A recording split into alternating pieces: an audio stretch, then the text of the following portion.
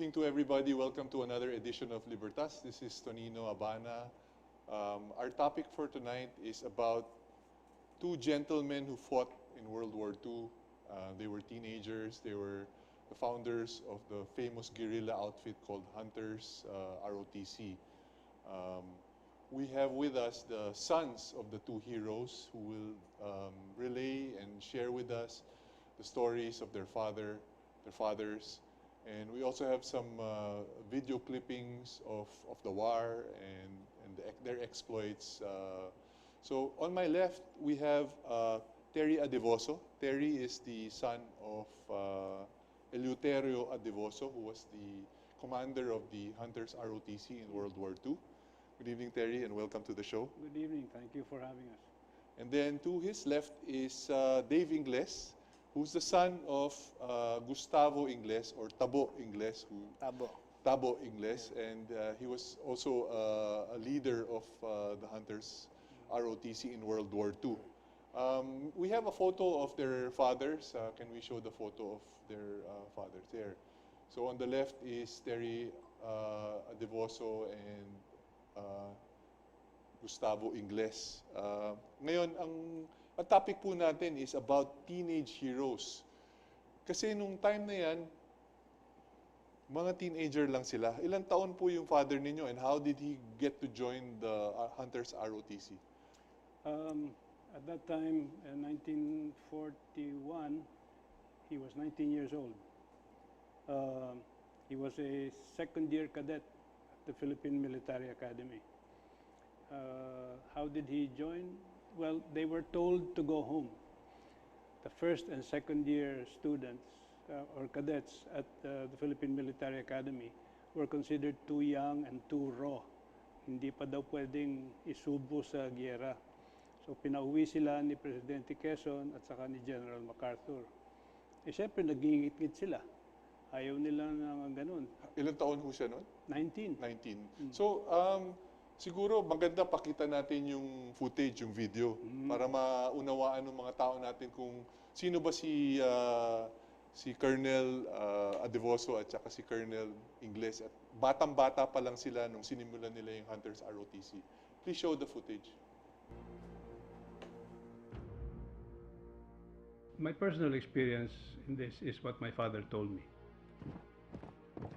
He was a second-year cadet at the Philippine Military Academy at the time that the war broke out. Only the third and fourth-year cadets of the PMA were enlisted into the regular Philippine Army. The second-year cadets and the freshmen were told to go home. Pinababa kami lahat sa truck mga bata daw kami. Nung hakakotin na ang sundalo, ikaw baba. Kaya kasama siya, Adevoso. Baba kami, saan kami ngayon pupunta?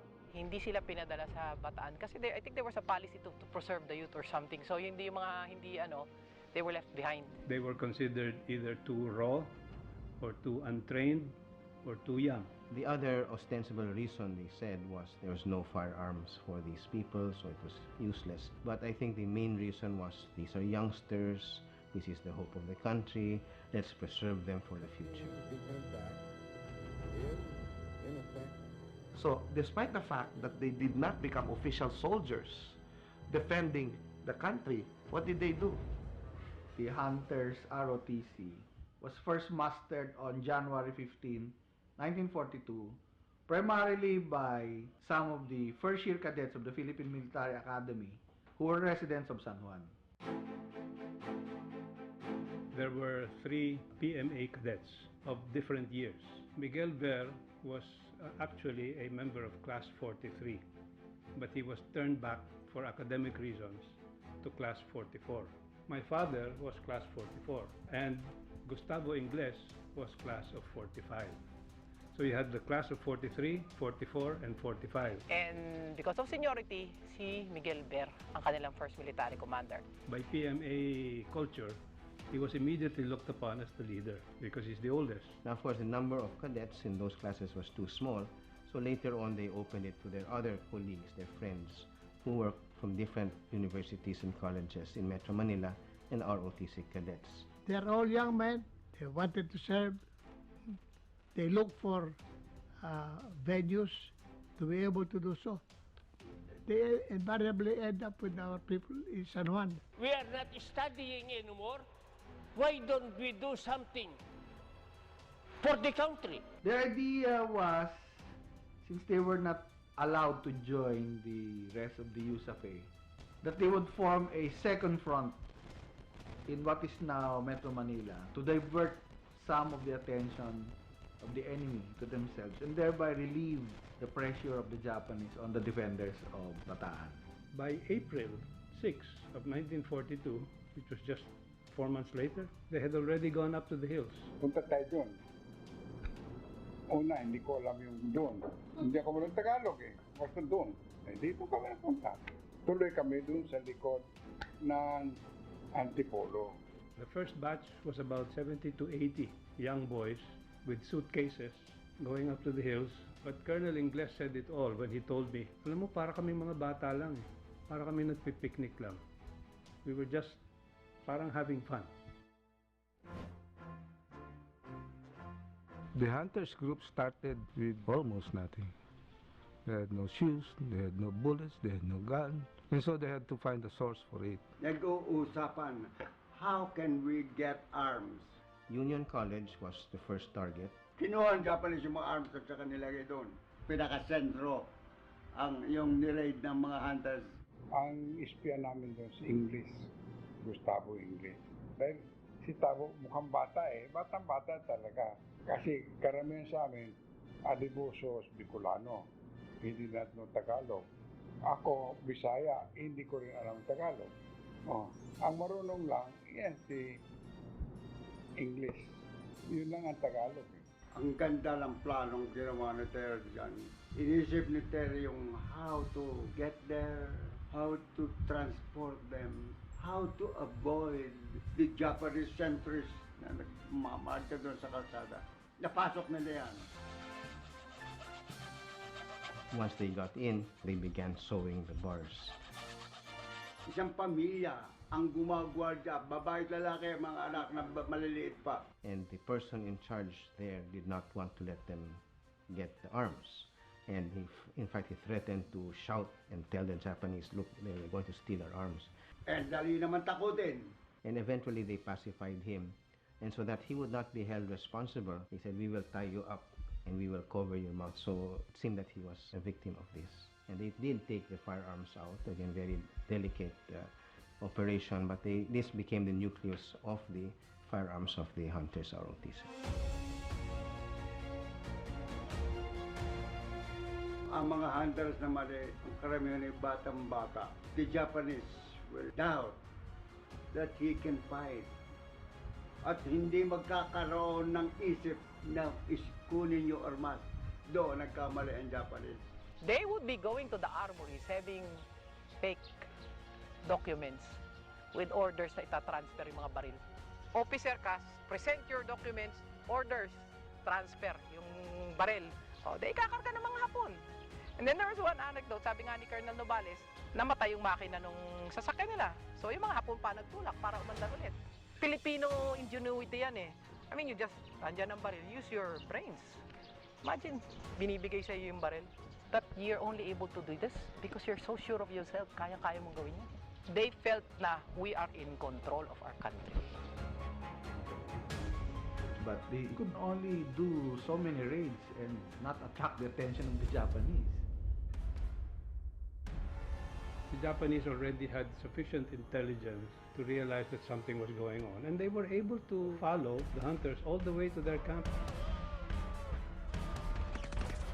Mike Bear, in a very dramatic gesture, manned a machine gun to enable his comrades to escape at the cost of his life.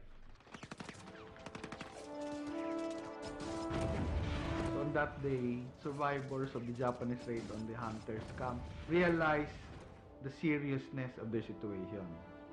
So now, their main motivation, in addition to idealism, was revenge. And the first expression of that revenge was the ambush at Pugadlawin. Gagante tayo. Ang mga Filipino, lalo na mga hunter, iba ang ugali. Alam mo, there was a place, Pugadlawen kung pangalan. It's a mountain that was cut in the middle so that a road can be passed through. Pugadlawen is in the boundary of Rizal and Laguna.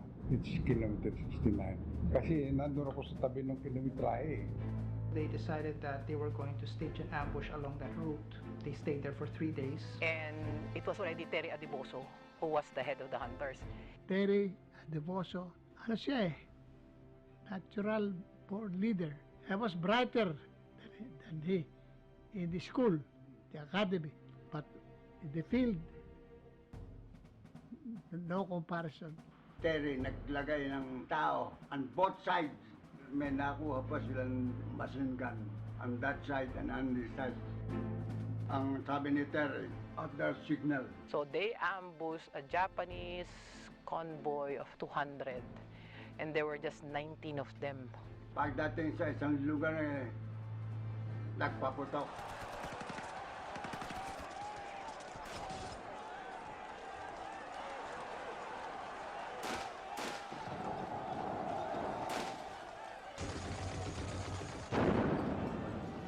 All 200 Japs, walang binuhay.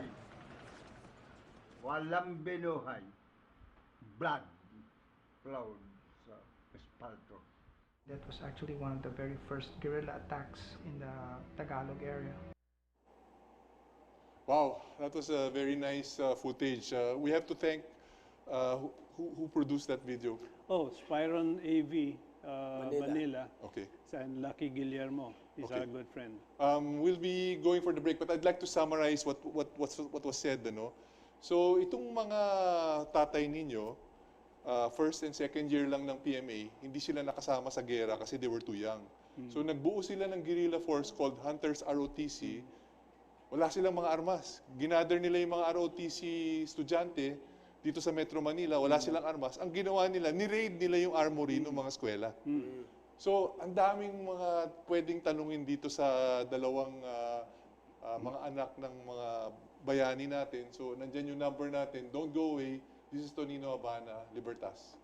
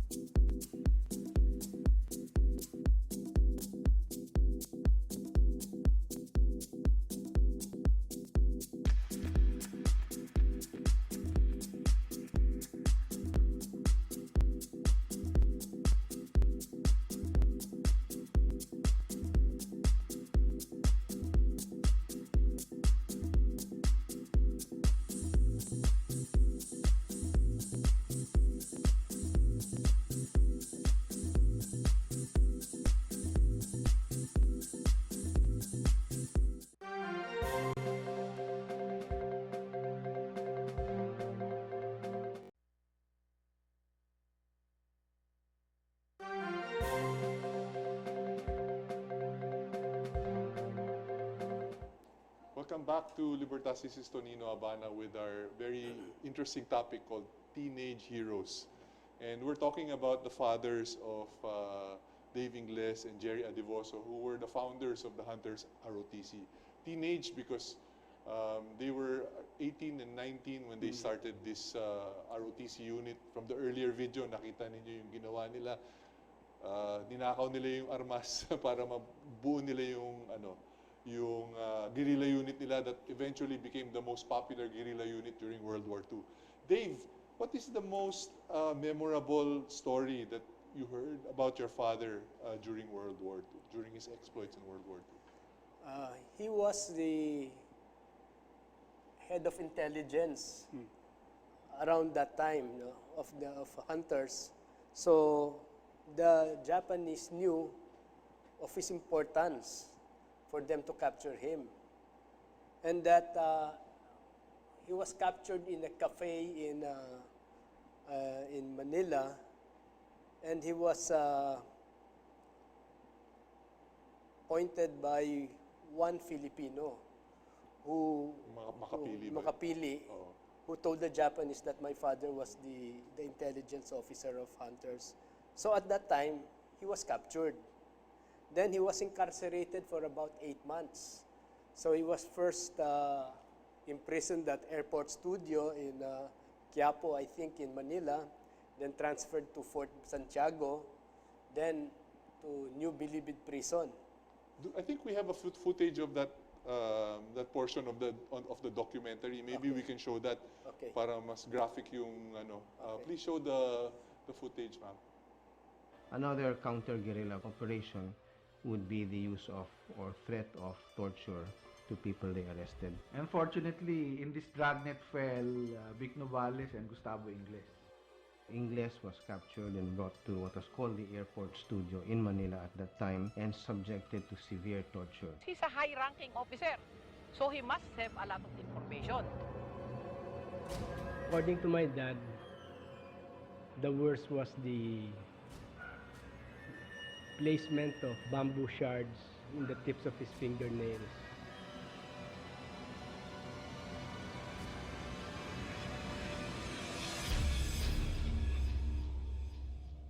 That's when he lost consciousness. The loss of blood could really kill you. All this he endured and hindi siya kumanta. You'll reach your breaking point eh. But in his case, no, even with them pulling out his nails, he was able to think clearly and prevent himself from giving out information by devising a very good plan, accepting, admitting to everything with a lot of exaggeration. Pudlawin. Because yes, I was there. I personally killed 1,000 Japanese. He exaggerated a lot. So the Japanese came to the conclusion, this guy must be crazy. So they no longer believed his admissions and just left him alone. Try to have your nails pulled out. You will admit to killing Jose Rizal. As for Colonel Vic Novales, they waterboarded him. But he would escape the binds. So they could not get anything out of him either. And he was so strong that he could absorb the regular feasts. Being a guerrilla, their bodies were very, yung titigas. So you just act like you're being hurt. Pero actually hindi. Ano ka na, umaaray ka lang pero hindi ganun kasakit. Yung hampasin ka ng kahoy, he just pretended he was hurt. Wow. Dave, did your father talk about the torture to you or to your siblings? Did he narrate anything about that? Actually, he never told me stories about what happened to him during the war. I only realized what he experienced during the war during his wake. So why is that? Why wouldn't he narrate yung experience niya during the war? The torture, the killings, the... I don't know, no, because maybe he's a very humble person and he doesn't want to share his achievements, no. And also since we were still young, he doesn't want to describe what he has gone through the torture. Because for 8 months, almost every day, you're being exposed to different tortures. Pero may mga physical like they pulled out his fingernails, so wala siyang fingernails or? Hindi, tumubo ulit. Pero merong isang fingernail na patay. Oo. Kaya sabi ko, Daddy, ano yan? Wala, naipit lang yan ng sa pintuan. He never told me about that. Napakasakit nun pag hinila yung fingernails mo. Kasi yun akong nabilib sa father ko dahil for all the hardship he has gone through, he never squealed on his on Hunters. Kaya sabi ko, ibang klase ito ah.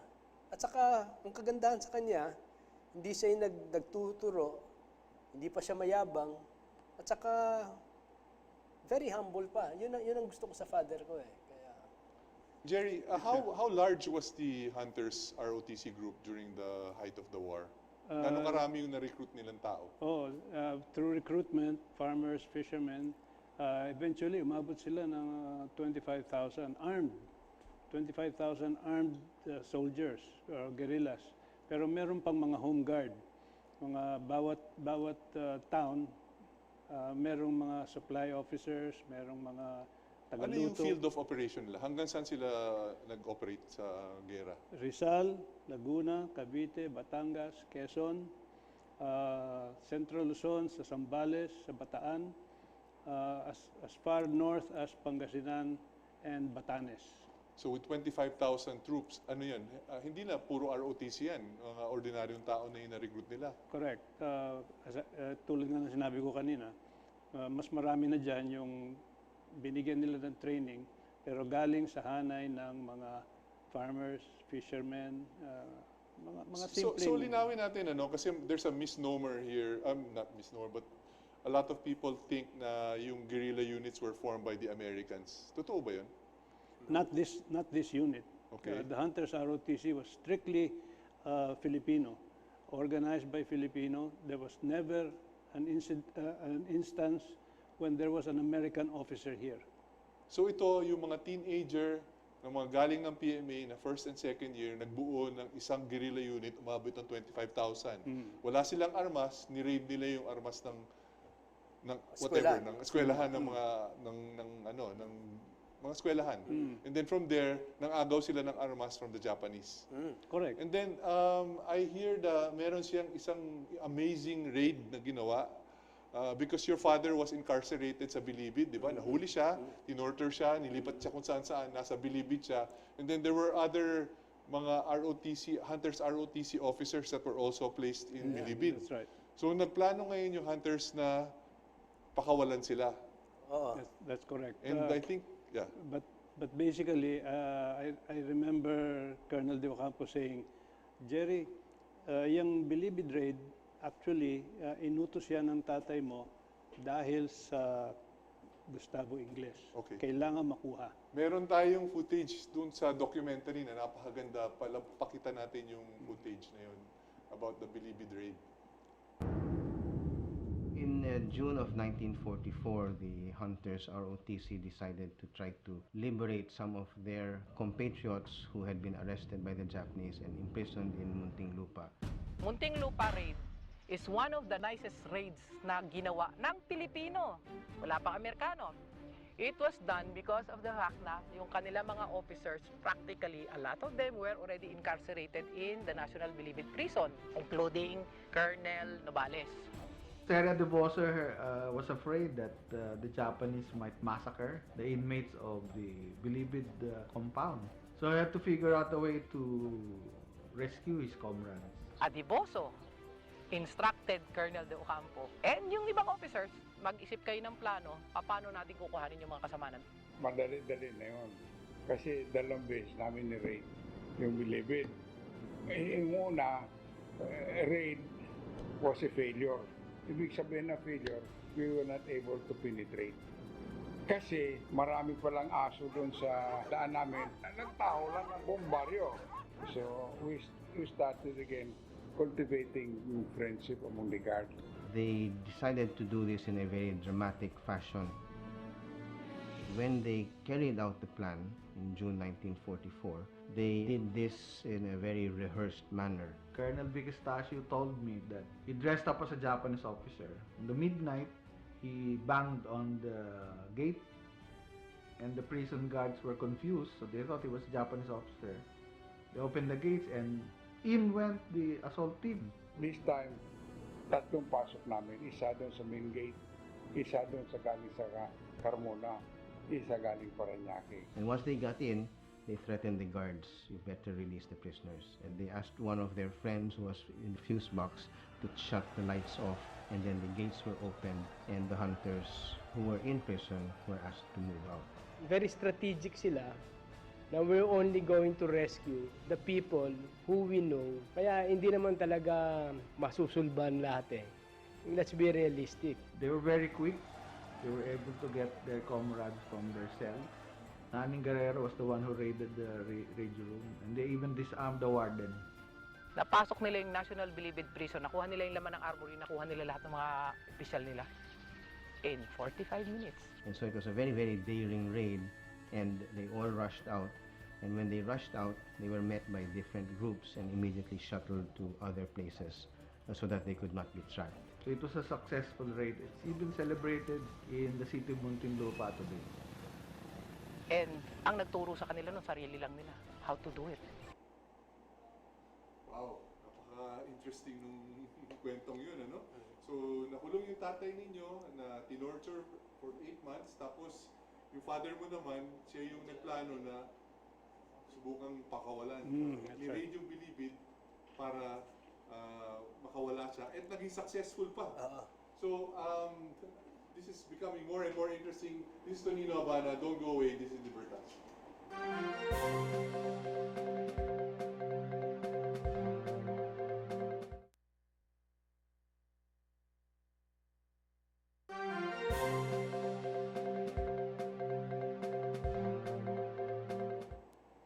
Welcome back to Libertas. This is Tonino Abana with the sons of our two heroes from World War II, si Gustavo Ingles and Jerry Adevoso.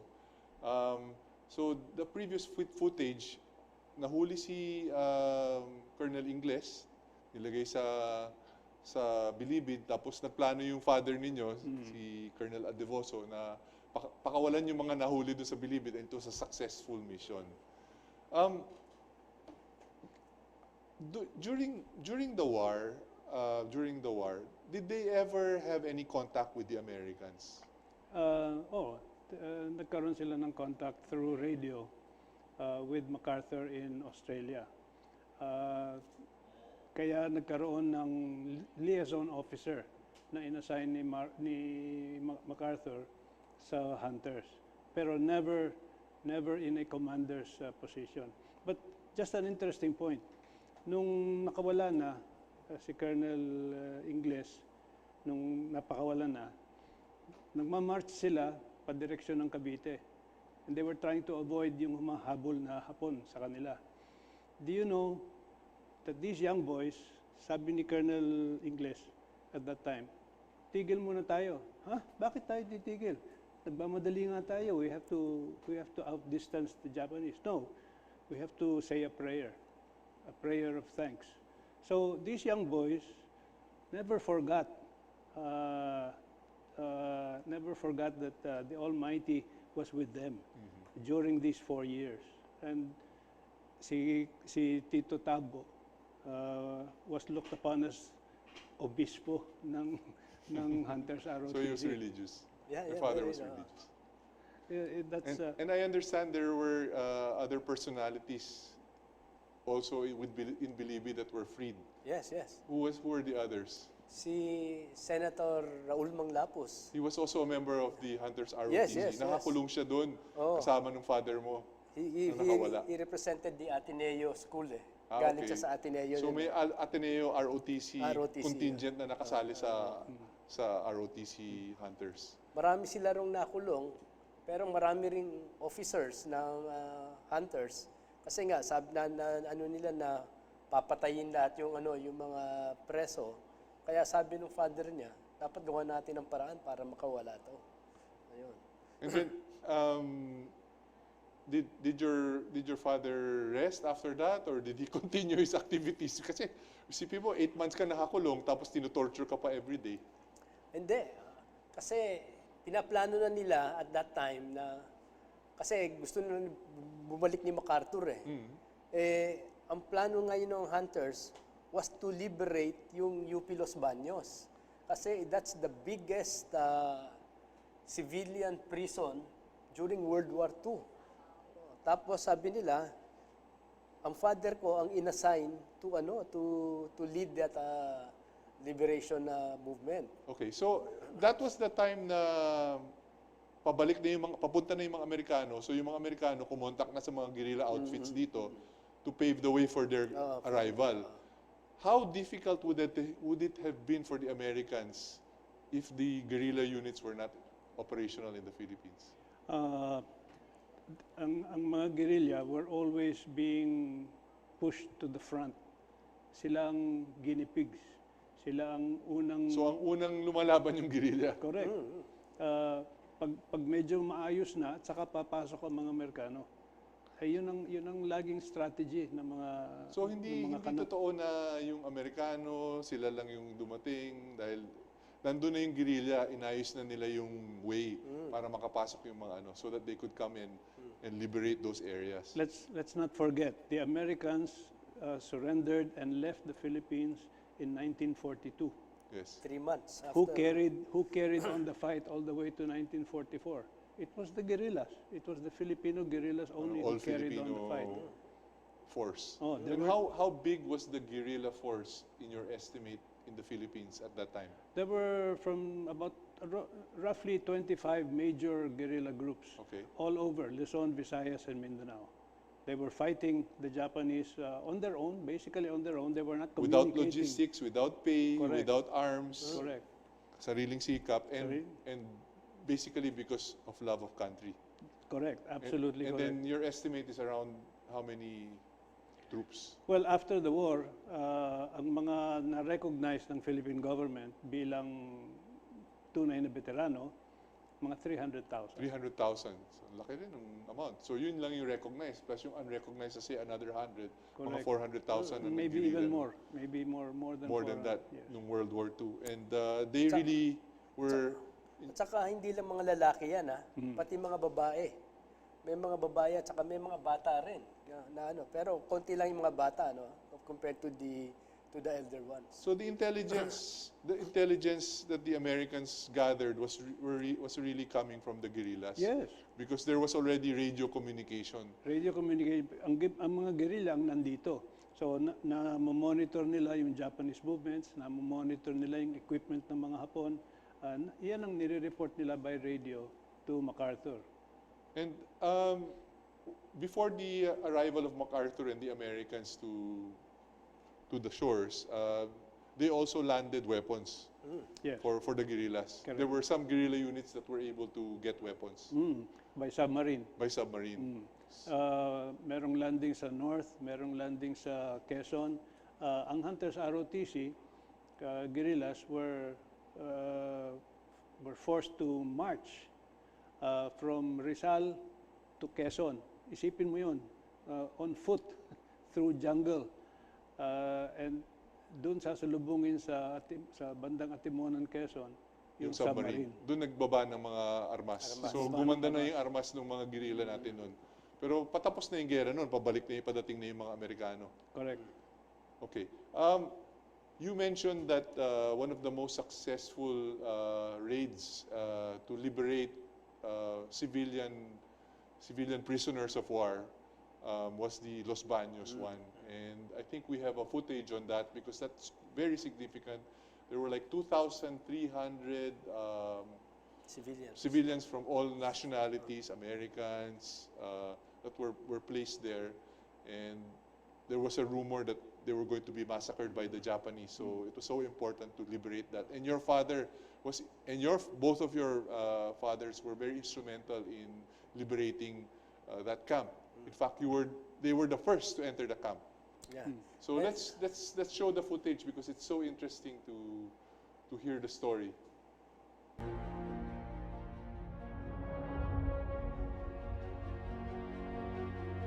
Yung pong liberation ng College Los Baños, Laguna noong February 23, 1945. Gustavo Ingles, he was the one in charge of coordinating all the guerrilla elements. He just came from the National Philippine Prison. He should have just sat out the rest of World War II after having lost his name. But it's the nature of guerrilla warfare. You keep on fighting. He gathered the information and they were able to formulate operations plan. What the hunters did was they couldn't do it alone, and so they linked up with other guerrilla units in the area. There were 8 guerrilla groups involved in the Los Baños raid. Among them, President Quezon's own guerrillas, even the Hukbalahar. The Wachi, the Chinese guerrilla group, and you have other guerrilla groups who they managed to talk with, negotiate, and put up a united front against the Japanese. Including Marquis. Who was there? They divided work who will be the blocking force, who will assault it. Yung pong Hunters ROTC 45th Raid, siyang attacking force. The Americans were supposed to participate in the raid by dropping paratroopers. after the paratroopers would secure the area, these amphibious landing tanks would be sent in from Laguna de Bay and brought into Los Baños. Everyone would be taken out. 8 guerrilla groups voted for a unified ground commander. That was Honorio Naning kay Guerrero. So when the day came to liberate Los Baños, the Hunters ROTC played a very key role in neutralizing the Japanese positions. Kami po lamang ang unit na pumasok mismo sa College Laguna upang maisalba namin yung 2,147 Allied internists na nakaschedule na masakarin na ng mga Hapon. They caught the Japanese at their morning exercises and they were shooting them, you know, like chickens. The Americans dropped in when this was already going on. The Americans came late because they did not have enough troops. In effect, they just moved in, they fired the last shots, and then got the internees out on amphibians.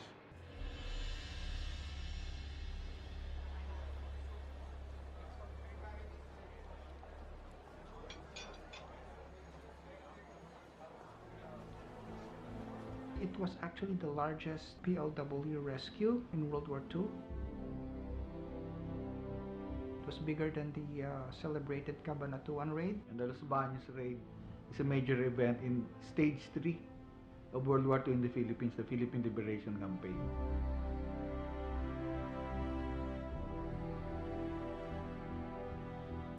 Binigay sa akin yung bandera at inano, ako sige, raise the flag. O di raise the flag, diniraise ko yung bandera doon.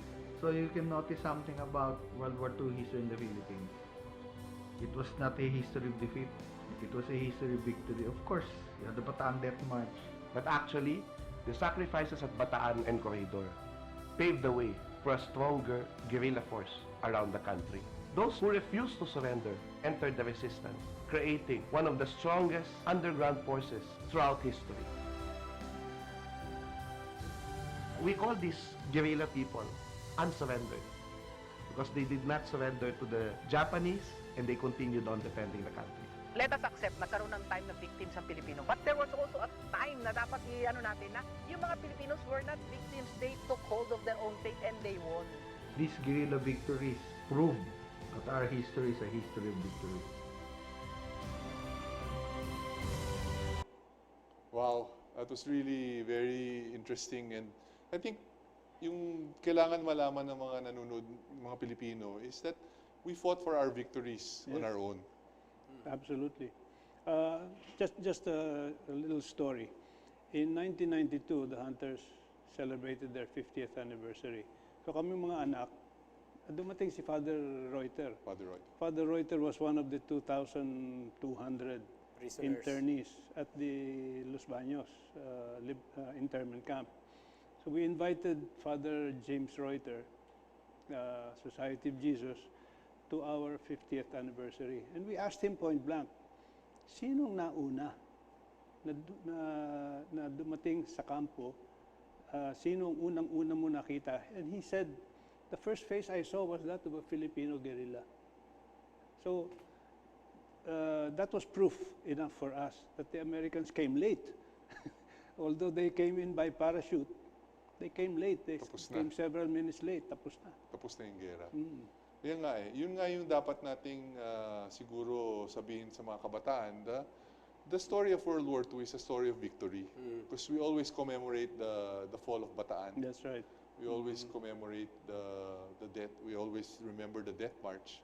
But we never celebrate the victories. And the victories of the guerrilla fighters, which were all Filipino. Using their own wit, di ba? Using their own ingenuity, without pay, without arms, just love of country. Yes. Puso lang meron Puso sila. lang. And this was if the Hunters were successful in their area, this was duplicated by other guerrilla organizations. For example, the 6th MD ni Macario Peralta in Panay Island, the Magsaysay guerrillas in Zambales, the Cebu Area Command in the province of Cebu. Many guerrilla organizations duplicated these victories, these major victories of Filipinos. Ang kagandahan pa nito is this was started by teenagers. In the case of Exactly. Hunters ROTC, teenagers lang sila. They were rejected. They were not allowed to fight the war, and yet they formed their own unit and were very successful and survived the war. Now, gentlemen, I'd like to give you this gift for taking the time out for being my guest here. This is a gift certificate from Vine Holistic Aesthetic Clinic. Thank you. Just Thank a you. small gift from me. Thank you. And then I'd like to take this opportunity. I know the time is running, was very fast and very interesting. We weren't able to read the questions. So I'd like to give this opportunity for you to give your parting messages. Okay, this is a story of victories by young people. And at the as the very basis of these young people lies the ROTC program. We have to remember that our fathers grew up and developed because of the PMA or ROTC program. And today, when the Philippines faces a lot of challenges, I think it's time for the government to start mulling over the reinstitution of the ROTC program, as perhaps even as a mandatory program among college boys that we have in our colleges and universities. Dave? Siguro, the very first thing that the young people should do is to, what is my major priority in life? At this time, they want to help the country to be free from, let's say, invaders. So yun ang kanila, and also they have to accept that they have to experience pain and sacrifice. Kasama talaga yun eh. Kaya, you have to take the risk in achieving your goal. Basta klaro yung goal mo, whatever happens, you have to accept na mangyayari yun. So yun lang yung akin. Maraming salamat sa inyong dalawa, and I'd like to thank your fathers for their sacrifice. I know they already passed away, but their memory should live on. Oh, definitely. And their story should be told. So this is Libertas. Thank you so much for watching. Signing off. Good evening.